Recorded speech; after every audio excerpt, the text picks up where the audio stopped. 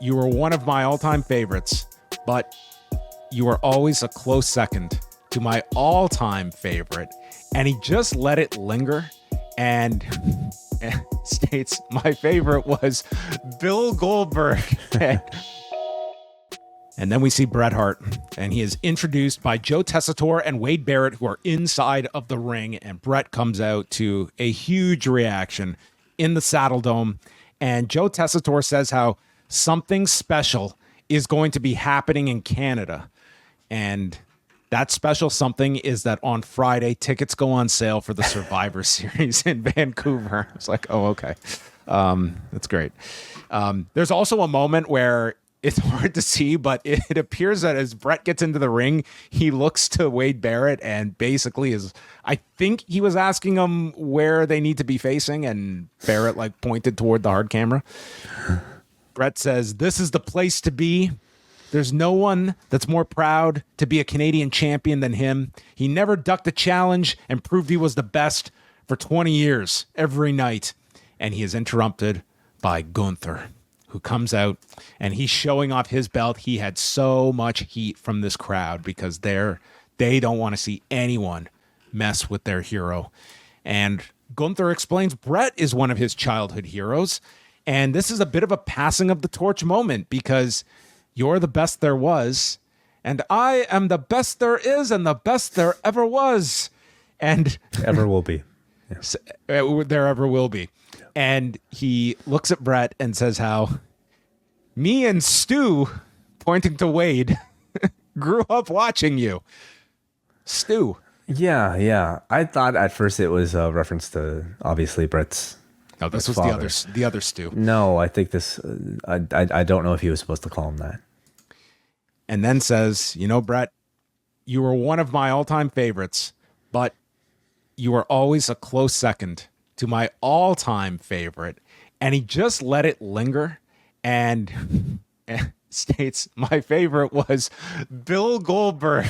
And when he said this, I was ready I thought they were just going to go for the tired, like Shawn Michaels gag. This was so much more current so much better. To go this direction. It so was much great. Better. So much better.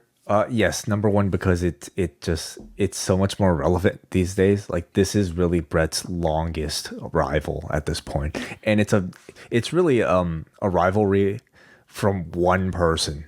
The other person's really not a participant at all. But it's the perfect thing to say to Bret at this point. And just the idea that Gunther's, just even the sort of, I don't know, possibility that this kid loved Bill Goldberg is very amusing to me. So we didn't get a response from Bret. I feel that within the next 6 months, we will get some Goldberg interview on some football or car-related podcast, and we will get his response to this, and Andrew Thompson will find that answer for us. But then Sami Zayn has heard enough, and out comes Sami Zayn wearing a Johnny Gaudreau Flames jersey. So this elicits a huge Johnny chant in the Saddle Dome, and there would be more to come with that. And he runs down Gunther for disrespecting Bret, who's a hero to Sami and who the talent still study today. And Bret set the tone for what it means to be a champion. I challenged you and you ran and wouldn't give me the shot. So he says, if you want to prove you're the best, then put the title on the line against me. Gunther says, my answer remains no. And Bret cannot stand this. That's because you're a coward. A dirty yellow coward. A gutless yellow coward.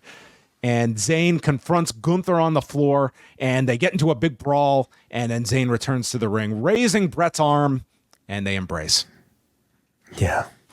I thought this was a very, very good segment. First of all, I thought Gunther and Sami were both tremendous here.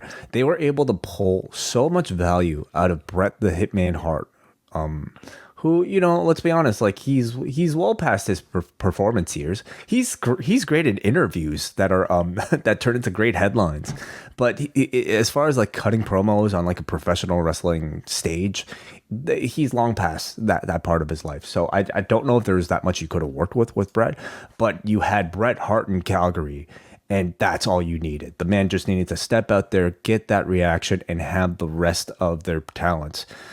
craft this scene around them, and I thought Sammy and Gunther did such a great job. They were great at building Gunther's heat with that excellent trolling line.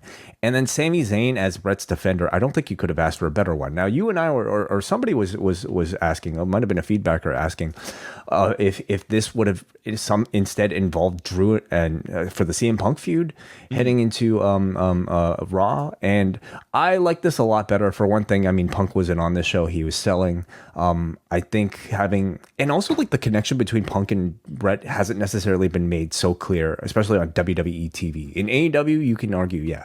But on WWE TV, I don't think they made it so clear. Whereas Sami Zayn, the Canadian, coming out in defense of the Canadian icon, I think is a lot easier to accept.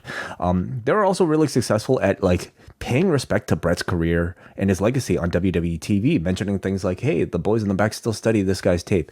I'm sure Bret loved those lines. So yeah, I really like the segment. So they're pushing off this match, and we're already at like 3 matches on the Raw side for Bad Blood. And the more I think about it, does this title match, do you see them holding it off till Saudi Arabia and Sami Zayn going for the belt there? That's an interesting thought. Yeah. 3 on Raw, and that usually means what, 2 on SmackDown for a 5-card show, 5-match. I mean, they're not handicapped by any number, but of late it's been 5 has been the number. Mm-hmm. Yeah, I actually think that might. I don't know if you have to rush Gunther and Sami Zayn to this Bad Blood show, and I think they can hold it out. If they have, Sami has to go through hoops to get this title match. Yeah. When is Crown Jewel?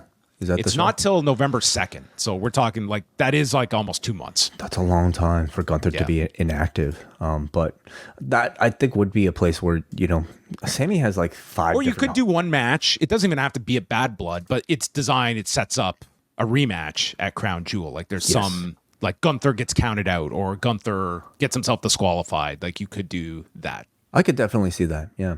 It's nice to be Sami Zayn where you have like 5 different hometowns across the globe, so they have no shortage of places to. Well, if you're from Canada, you've got 10 provinces and 3 territories. Yeah. Mm-hmm. Hey, if you like this video, consider joining our Patreon, the Post Wrestling Cafe. Multiple bonus podcasts every week, ad-free shows, and access to our full archive. Otherwise, a like and subscribe is much appreciated. Thank you for watching.